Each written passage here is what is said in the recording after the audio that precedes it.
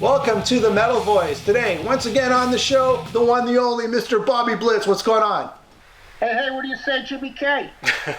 All right, exciting news, everyone. Nuclear Blast, May 18th, Overkill, live in Overhausen. Am I pronouncing it right? Overhausen.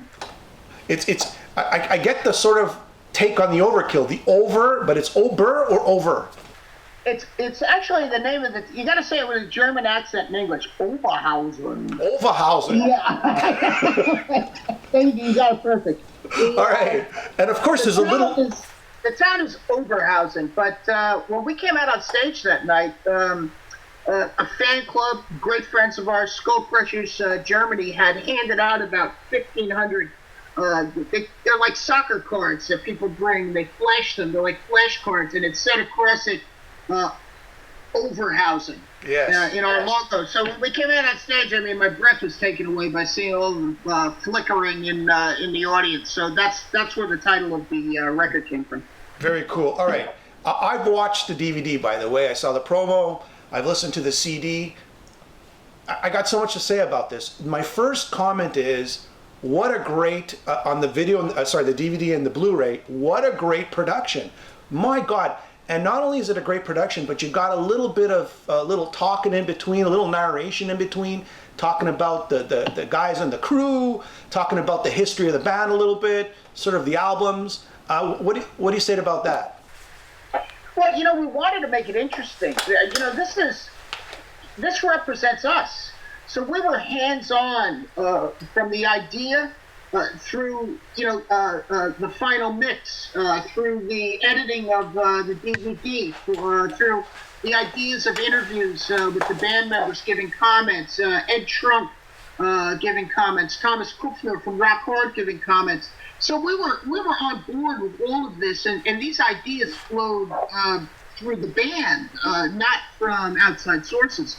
So that's what makes it more prideful. That you're involved in choosing the amount of lights, choosing the venue, choosing how many amplifiers, approving backdrops, approving merchandise, approving video cuts and audio mixes. So it's a total hands-on project. So I think that the pride in this is the key word to saying how successful we feel about it.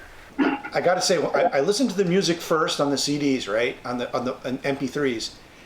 And I liked it. And then when I put on the video, I loved it. I thought it was excellent. It's just a great director, by the way. He really did a great job in sort of capturing the essence of Overkill. That's Kevin Custer, Toaster in the Tub Productions. We've used him for our production videos since the Ironbound record. So he knows the band, and I think that's important. It's not just about capturing the moment. It's about capturing the moment about the guys that you know. So he's worked with us so many times prior that it was, I think it was a no-brainer to use him in this. Sure. I mean, of course, you have Eddie Trunk there doing a little bit of narration. You have the band doing some narration, talking about Feel the Fire and, of course, Horrorscope. Why did you, and this question is answered in the DVD, but why, for the fans out there who don't know about this, why did you choose Feel the Fire and Horrorscope as the two albums that you wanted to play live on this DVD? Well, obviously there were anniversaries of both of them, but the Feel the Fire being 30 years and Horrorscope being 25. But the internal thinking of us choosing two was that everyone else chooses one. The name of the band's Overkill. It means more. That's the loose translation of Overkill is more than necessary. Did you feel that doing the first, especially Feel the Fire, it sort of refreshes the sound today? I mean, because it's a great album, don't get me wrong, and I even liked the production when it was first released, but it kind of breathes a new life into it with today's technology, and even your voice is different than it was back then. Well, it's a great point, and it was really one of the exciting factors of this to me was not that we were trying to recreate history or just to present nostalgia, but to present it in the present day. I mean, this is a different band with different chemistry. I mean, Dave Linsk flies up and down that fretboard. Derek Taylor's tight as hell. Eddie Garcia sat in on the drums. He's our sound guy and slid into that. had to learn both of those records. I mean, it was modern presentation for let's say nostalgic songs. So I think that that's really the key to why I feel really good about this, because it's this lineup in the current day playing something that was recorded and written up to 30 years ago. You know, songs tend to grow and evolve over time. What do you find has changed when you play them, like off a track off Feel the Fire or even Horrorscope? Pick any track, little inflections or little nuances that are different today than they were back in the day. What have you find has changed the most? Well, I think the first thing is the energy. I think there was a great chaos that was captured on the Feel the Fire sessions when it was recorded back in '85. But I think that the tightness of the modern day, the way equipment has evolved, the way production has evolved, makes the presentation appear tighter, vacuum tight in some cases. Where, back in the day when you're recording on 2-inch tape and there's a hiss to it, there's and we were young musicians at the time, I think we're really, as people have changed, become better, et cetera, and now the presentation becomes more of, let's say whatever the record was during that recording. I think it was White Devil Armory. We're presenting that live recording as we would present White Devil Armory songs on the stage. So I think that that's probably the biggest difference. And a note that I didn't realize this, but Horrorscope was one of your biggest albums, right? I thought it was Years in Decay that was your biggest. No, and I don't even think Years is second. I mean, it might be. I don't really concern myself with numbers. It was, it was something that we actually even had to look up with regard to that. But the idea of what's bigger or not bigger, my feeling was that Feel the Fire really kind of opened the chapter or opened the book of Overkill. It was our first offering to the public, to the thrash, to the metal community.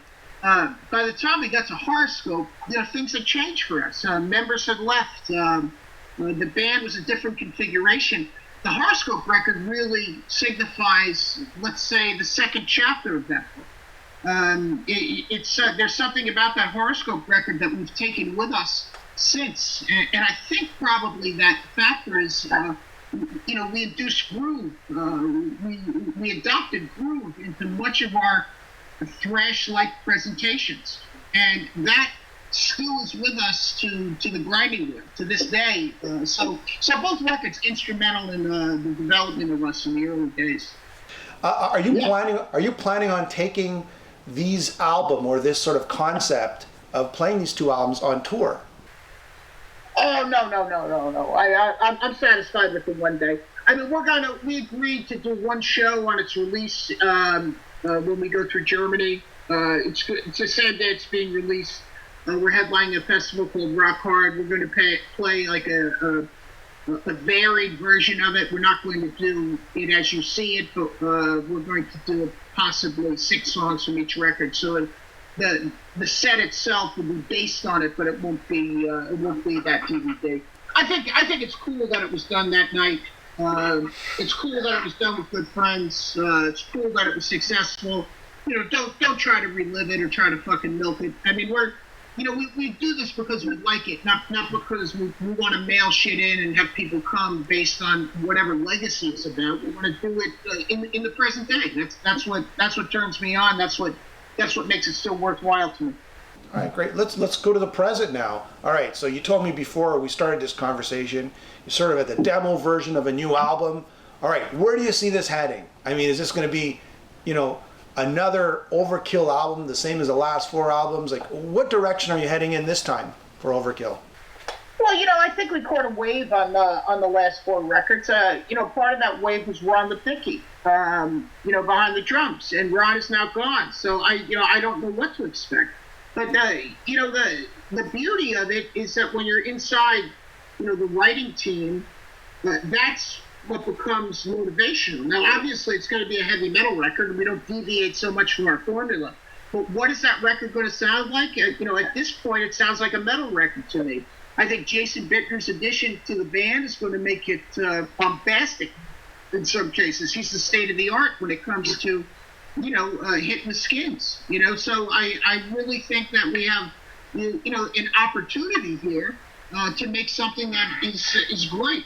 I'm not going to say outdo anything, but I mean, who knows? It could be a new chapter, and somewhere in that realm of unknown is what excites me about it. And who's the producer? Who have you chosen as a producer this time around? We're in between right now. It's, things have changed. We already had somebody locked down, but we're not 100% sure he can do it. So I'd really rather not say. That's fine. Because we're just talking to 3 or 4 other cats. I mean, I'll tell you this: we wanted to use Andy Sneak. We thought he did a fantastic job on the grinding wheel. But he has other commitments right now, and he's filling in on the Priest tour, et cetera, et cetera. So. And what's the time frame? Are you looking at next year, 2019, early, late? February. February is where we penciled in for the release. So that'll give us tours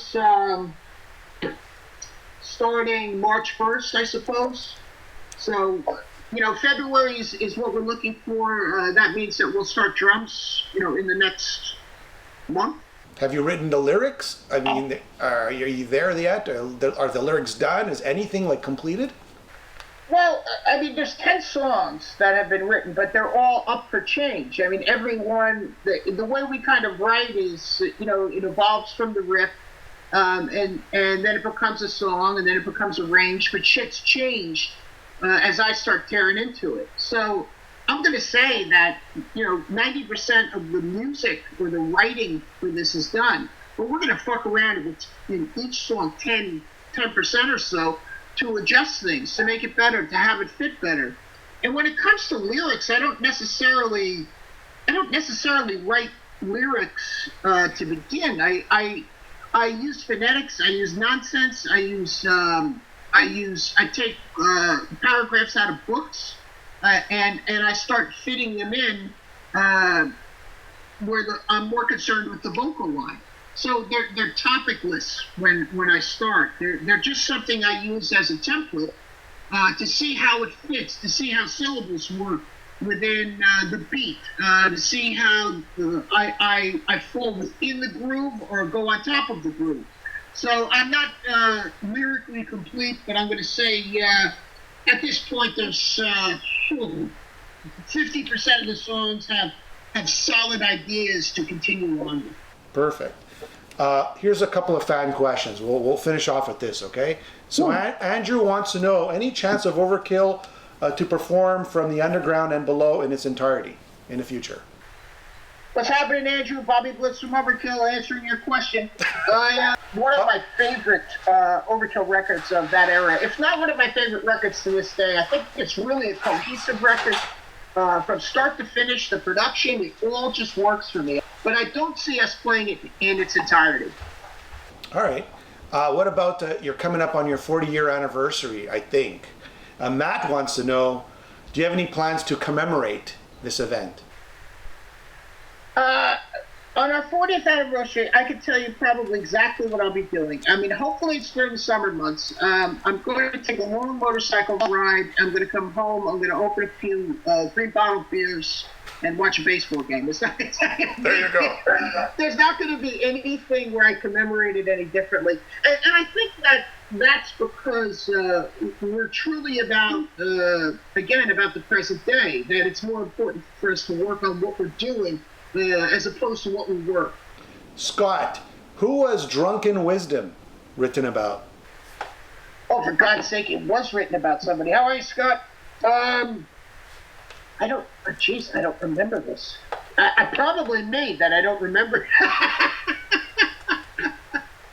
I do remember that the song title was Bobby Gustafson's, and I think it was in general. It was a generalization about having drunken conversations. That the more alcohol in a person, the more they became an authority on what the conversation was about, which really was a sign of douchebaggery as opposed to someone who was an aficionado on the subject. So I think it was in generalization, not specific. All right. So Michael, two more here. Michael, my favorite Overkill album is Killing Kind. What do you think about this album in hindsight? What's happening, Michael? I haven't been asked about this record in a long time, and I remember songs like Battle, Godlike, what was the other one we did? Certifiable. We did a video. So there's a real hardcore feeling to this record, in a deep groove throughout it. I think it was a record that was a little transitional to us because this was right after WFO and Merrick Gant and Rob Cannavino left the band. So this is the first one with Joe Coma and Sebastian Marino.